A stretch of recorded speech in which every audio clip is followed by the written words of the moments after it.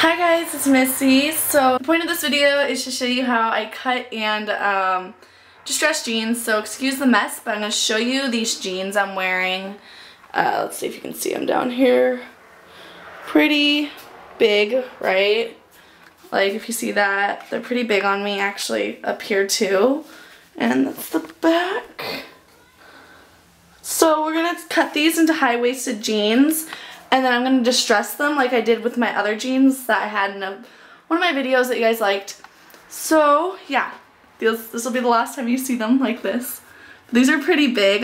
Typically when you want to get kind of loose fitting but a little tight like these. And maybe go a little tighter for the better high-waisted look though. Yeah, but I'm going to show you how to do this in just a second. So these are the jeans. Let's see. I got them from thrift store and the brand is, hold on a second, if you can see that, it's SO Blue, yeah. And these jeans are pretty big on me, but I'm going to cut them to a height that I like. Okay, so typically you want to like try them on first and get an idea of where you want to cut them. You never want to go past the little marker for where the pants actually stop. So a good guess, if you just took them off like I did and didn't actually measure where you wanted them, would be just a bit under that, like right here. But I know I want these ones short, so I'm going to probably go right here. So right there, and I'm going to go and get the scissors and I'll cut these and I'll try them on for you guys.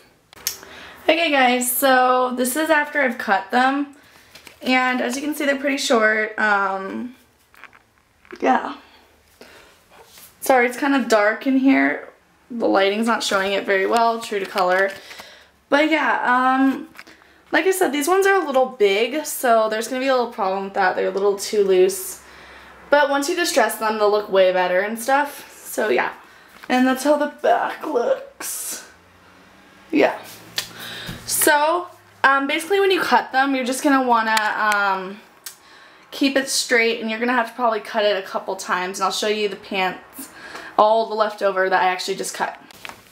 Okay, so as you can see, I cut off a lot. I took off like all the legs, and at first they didn't match up, so then I went back and cut more. That's why I have these little pieces, and then there's little tinier pieces for when it's uneven. And I'm not using any special scissors. I'm using these really gross tiny scissors, and they still work. So now for the distressing. I'm going to take off the pants and show you how to distress. These are the jeans so far. I hope you can see all this, but basically you're going to want to take the bottoms and distress them. I already distressed the side just a bit. You're going to take your scissors and you're going to keep them at an angle like this. And you're just going to go back and forth on the fabric, well on the jean at the bottom.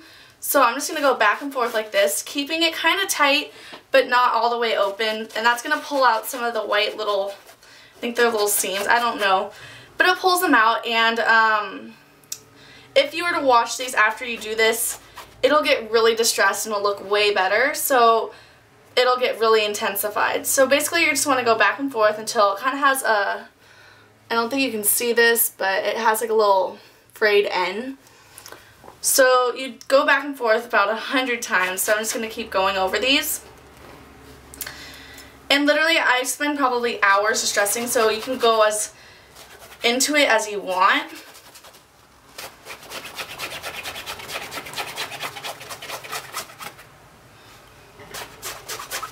Some areas are harder to distress than others. So yeah. And I'm only going to do one side for you guys, and I'll do the rest off camera.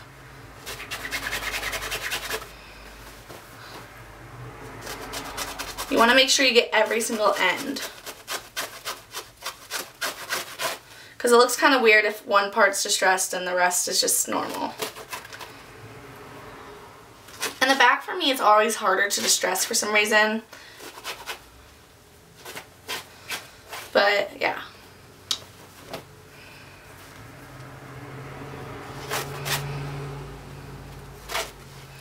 Okay. So basically I would probably do this way more than I'm actually doing it, but as you can see the little white things have come out. And next I would take the top and I would distress the top just a bit, go at the top, same thing, keep it like this. Keep it open that much. And that's basically how I distress it. You can take sandpaper, that probably would work way better than scissors. And also razors, like an X-Acto knife. Those work really well, but scissors have worked for me in the past. And basically you just gotta be really patient and go back and forth and just wait till it gets that look that you want. And since this is gonna be a video, I'm gonna speed this up and not really do it the full way, because I don't really like these jeans that much to begin with. So then I take the pockets and do them too. Pockets are harder to do, but just go back and forth until you get the desired look you want. And as you can see, that got distressed, the side part isn't. So it really can work well if you kind of put some force into it.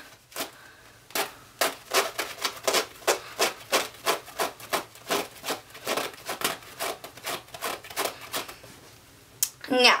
So now, what a lot of you guys are probably wondering is how do you get like holes in the jeans? Cause I didn't know how. I just kind of started doing it. You want to take like a hard surface. Hold on, I'll be right back. Okay guys, so I got this Bump It a long time ago and I realized it was the wrong color, so I've never even used it. Probably will put it in a giveaway at one point. So yeah, basically when you distress it though, I'm really doing a short version. You kind of want to go crazy on it because the more you distress, kind of the more will pull out, the more it just looks better when it's more distressed in my opinion. So literally if I were to actually do the full distressing, I would do the top, spend like maybe like 2 minutes on the top area and just doing really well distressing. Do the pocket like I've done. Actually the pocket is pretty simple. It'll take you like a minute. I'm done with the pocket. It looks pretty good in my opinion. I always usually do it down the side and try to avoid the zipper, but it makes it look really cool when you add that little distressing right here. But the bottoms are where you really want to focus it. I also do the back typically, do the pockets, do the tops and the back too. But for the sake of time, I'm not going to do that for this video. So now for the hole, literally I didn't know what to do. I kind of just invented this way. I put a hard surface in and I'm going to ruin this box. So probably not going to give this away for a giveaway. You choose your spot. I'm just going to do a spot kind of like right here. And basically what I do is literally I just go back and forth with the scissor until it kind of pulls out one of the seams, and then that's kind of where you can get your hole. It takes a really long time and you have to have patience. And you just keep going back and forth until it slowly develops. And as you can see, it's kind of developing. These are not the best scissors. Usually I don't use these scissors actually. I use bigger ones, but you're just going to want to go back and forth, and seriously, it takes a lot of time. So I'm just going to keep going until I get a little hole for you guys, and I'll show you what to do. And right now one's developing right here. Literally I just go in one direction typically, and a hole will develop, and that's kind of where I just keep going until it's at my desired length. My mom's home. As you see, little jean parts are going to come off. You can make the holes as big as you want. It really doesn't matter. Typically, they're going to be small at first, and then I kind of open them up and kind of rip, and then I kind of keep adding on to it. But as you can see, I just got a little tiny hole.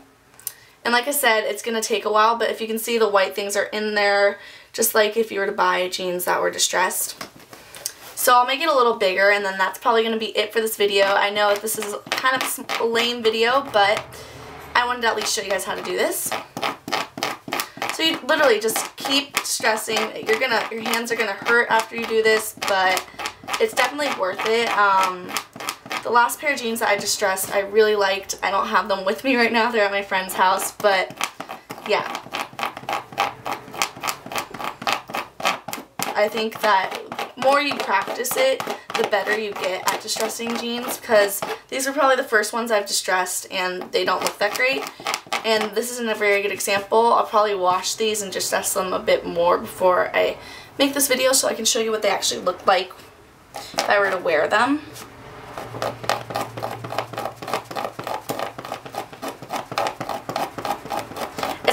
hard to make the hole bigger because, I don't know, the jean's really hard to work through. You're kind of taking off the blue parts, and you just want to have the, like, little strings exposed. So you got to take off all the blue.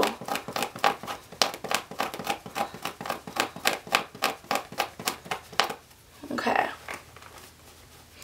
So, I mean, that's not the best hole in the world, but you kind of get the gist of how it would be if you were to make a huge hole. You kind of would make it bigger, and then you would make it larger. Yeah.